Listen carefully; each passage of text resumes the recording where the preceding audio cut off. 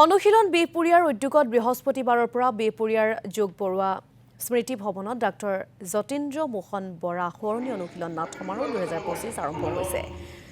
নাট সমাৰোহ উপলক্ষে বিগত 2017 বৰ্ষৰ পৰা বিহপুৰীয়াৰ বিশিষ্ট চিকিৎসক ডাক্তৰ যতীন্দ্ৰ মোহন বৰা সোঁৱৰণত অনুশীলন সন্মান বঁটা এগৰাকী বিশিষ্ট ব্যক্তিক প্ৰদান কৰি অহা হৈছে।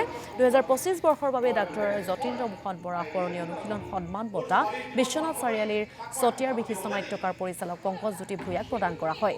এক গাম্ভীৰ্যপূৰ্ণ পৰিৱেশত বঁটা প্ৰদান কৰে অনুশীলনৰ সভাপতি প্ৰশান্ত কুমাৰ বৰুৱাই। নাট সমাৰোহৰ প্ৰথম নিশা জিন্তু ভট্টাচাৰ্য ৰচিত আৰু নিপুণ পূজাৰী পৰিচালিত তৃতীয় প্ৰহৰ আৰু হৰেণ শইকীয়াৰ ৰচনা আৰু পৰিচালনাত মাংৰি নামৰ দুখন নাট মঞ্চস্থ কৰা হয়।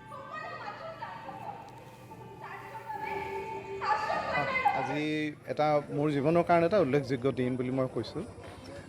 আজি যতীন্দ্ৰ মোহন বৰা সোঁৱৰণী যিটো অনুশীলন বঁটা এই বছৰৰ তেখেতসকলে আমাক প্ৰদান কৰিছে। মই নিজেই সৌভাগ্যৱান বুলি ভাবিছোঁ। বিহপুৰীয়াৰ যিটো সাৰুৱা সাংস্কৃতিক পৰিৱেশ, ইয়াত বহুজনৰ পৰা মই আশীষ পাইছোঁ। হয়তো নাম কৈ আমি শেষ কৰিব নোৱাৰিম।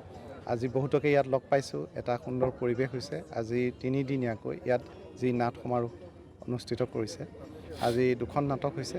এখন মোৰ ভাতৃ জিন্তু ভট্টাচাৰ্যৰ নাটক, এখন হৰেণ শইকীয়াৰ নাটক, সেইদৰে কাইলৈও আছে নাটক।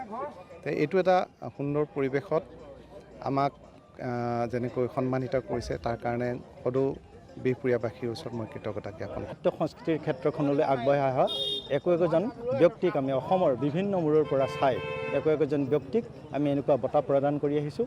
ইয়াৰ উপৰি আমি অনুশীলন শৈক্ষিক বঁটা প্ৰদান কৰি আহিছোঁ। এই বছৰ আমি আমাৰ বিহপুৰীয়া পৰীক্ষা কেন্দ্ৰৰ পৰা আটাইতকৈ সৰ্বোচ্চ নম্বৰ পোৱা এজন ছাত্ৰ, তেওঁ হৈছে জ্ঞানম বৰা, আমাৰ নাট্যকাৰ অভিনেতা আমাৰ বিপ্লৱ বৰাৰ সুযোগ্য সন্তান। আমি তেওঁক কালিলৈ আগবঢ়াম আৰু পৰহিলৈ আমাৰ দুখনকৈ নাটক হ'ব। আমাৰ আটাইতকৈ শলাগিবলগীয়া কথাটো হৈছে এইবাৰ গুৱাহাটী বিশ্ববিদ্যালয়ৰ দুখনকৈ নাটক ইয়াত আজি